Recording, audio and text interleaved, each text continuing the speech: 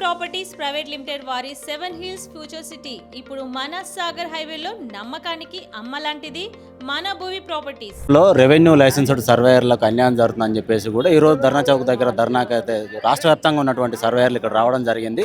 ప్రధానంగా వీళ్ళు అసలు ఏం అడుగుతున్నారు, గవర్నమెంట్కి ఏం చెప్పబోతున్నారు కూడా ఒకసారి అన్నని అడుగుదాం. అంటే ఏందన్న ప్రధానంగా మీరు ధర్నాకు ఉండడానికి ఏంది కారణం? ముఖ్య ఉద్దేశం ఏంటంటే మమ్మల్ని గత సంవత్సరం క్రితం నోటిఫికేషన్ వేసి గత 6 సంవత్సరాల నెలల క్రితం గత 6 నెలల క్రితం మమ్మల్ని ఉద్యోగాలకు తీసుకొని మమ్మల్ని అన్యాయంగా ఎలాంటి జీతభత్యా లేకుండా ఈ సంస్థలోకి తీసుకుంది.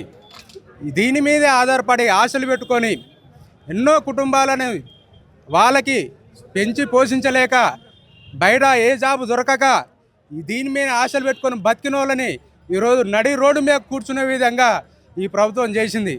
మేము కోరుకున్నది ఒకటే, ఈరోజు కడుపు రగిలి కడుపు మంట మండి మా కుటుంబాలను ఆదుకోవాలనే ఉద్దేశంతో ఈరోజు మేము ఇక్కడ శాంతియుతంగానే చేయడం జరిగింది తప్ప మా డిమాండ్లు నెరవేరకపోతే ఇంకా దీనికంటే ఇంకా ఎక్కువ పరిణామాలు గవర్నమెంట్ చూస్తుంది.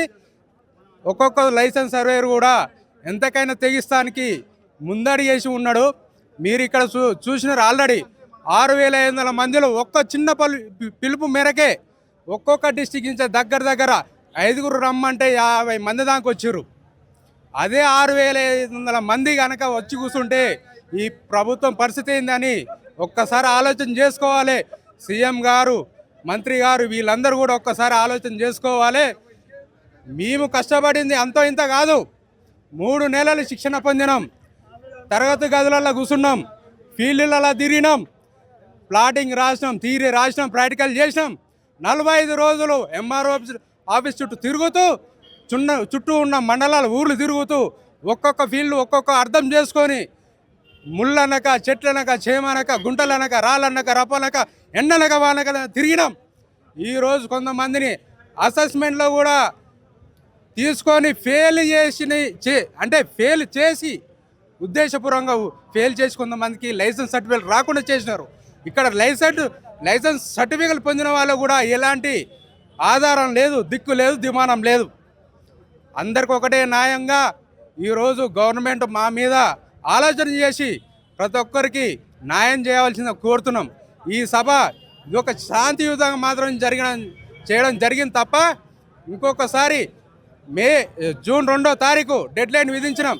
ఈ జూన్ 2వ తారీఖు వరకు మా డిమాండ్లు నెరవేర్చకపోతే జిల్లా వ్యాప్తంగా ఈరోజు మాత్రం రాష్ట్రంగా నలుమూలల నుంచి వచ్చినటువంటి డిస్టిక్ నుంచి వచ్చినటువంటి సర్వేలందరూ ఈరోజు కూర్చున్నాం తప్ప మీరు కనుక డిమాండ్లు నెరవేర్చకపోతే డిస్టిక్లలో కూర్చుంటాం, కలెక్టరేట్లు ముందర కూర్చుంటాం, ఎంతటికైనా తెగిస్తాం. మా బతుకులు ఆగమైనప్పుడు మేము సత్యం దాకా పోరాడతాం. ఇది మాత్రం గుర్తుంచుకోవాలి. అంటే మీరు గౌరవ వేతనం ఇవ్వాలి, అలాగే కనీస పని కల్పించాలి అన్నారు. అంటే గౌరవ వేతనం అంటే మీరు ఎంత డిమాండ్ చేస్తూ ఉన్నారు? కనీస పని కల్పించాలి అంటే ఏంది అసలు దానికి? అయితే ఈ ప్రభుత్వం చేసిన ఆలోచన ఏంటంటే ఎకరానికి 20 రూపాయలు ఇస్తున్నది. మేము ఆ 20 రూపాయలు నోటిఫికేషన్ విడుదల చేసినప్పుడే ఇది సరైనది కాదని మేము తిప్పికొట్టినాం. ఏడీ వాళ్ళకు తిప్పికొట్టినాం. దాన్ని 50 రూపాయలకు చేసారు. ఆ 50 రూపాయలు ఒక సర్వేయరు ఒక ఎకరా ఊరి పోయి కొలవాలంటే ఇప్పుడు లైసెన్స్ సర్వేకి అలాట్మెంట్ చేసిన మండలము 15 నుంచి 30 కిలోమీటర్ల దూరం ఉన్నది. 30 కిలోమీటర్ల దూరం పోవాలి, ఆ యొక్క ఎకరా భూమిని కొలవాలి, పటం గీయాలి, అటు ఒక రికార్డు తయారు చేయాలి. చేయాలంటే ఒక్కొక్క ఎకరం చేయాలన్నా కానీ 3 రోజులు టైం పడుతుంది. 3 రోజుల లెక్కన చేసుకున్నా కానీ 15 రూపాయలు, రోజుకు 15 రూపాయలు. అదే భిక్షగాడు, రోడ్డు పైన అడుగున్న భిక్షగాడు కనీసం 200 నుంచి 300 వరకు, 400 వరకు భిక్షాటన చేసుకుంటే చేతికి అందుతున్నాయి. దాన్ని కూడా మనం సరిపోవట్లేము. అంతేకాదు ఒక కుక్కకి వేసే బిస్కెట్ అంత రోజు అంత వేతనం ఇస్తారు మాకు. అంతే కుక్కకి వేసే బిస్కెట్ అంత వేతనం ఇస్తారు, రోజువారీకులు 50 రూపాయలు ఇస్తారు. ఈ మాటకి ఈ ఆలోచన చేస్తున్న ప్రభుత్వాన్ని కడుపు రగిలి ఇంత దూరం ఇంతమంది వచ్చారు. ఈ ఆలోచన చేసుకుని దృష్టిలో పెట్టుకున్న ప్రభుత్వం కూడా మా డిమాండ్లు నెరవేర్చిన ఎడలా మా భవిష్యత్ ప్రణాళిక ఇంకా దారుణంగా ఉంటుంది.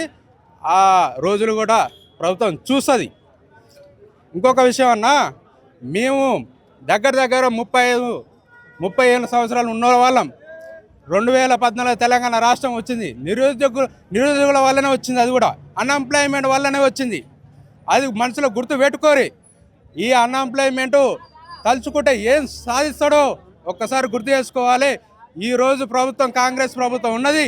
ఆ కాంగ్రెస్ ప్రభుత్వాన్ని కూడా గద్దె దించుతాను కూడా రెడీగా ఉంటాం. ఎలా గద్దె దించాలో మాకు కూడా తెలుసు.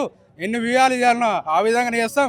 తెలంగాణ రాష్ట్రం రాష్ట్రం సాధించుకున్న సమయంలో మేము ఎన్ని తిరుగుబాట్లు చేసినామో అన్ని తిరుగుబాట్లు కూడా మీరు ఈ ప్రభుత్వంలో చూడవలసింది చూస్తారు, చూడబోతారు కూడా.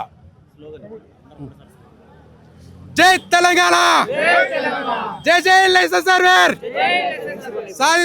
సాధిద్దాం, గౌరవ వేతనం సాధిస్తాం.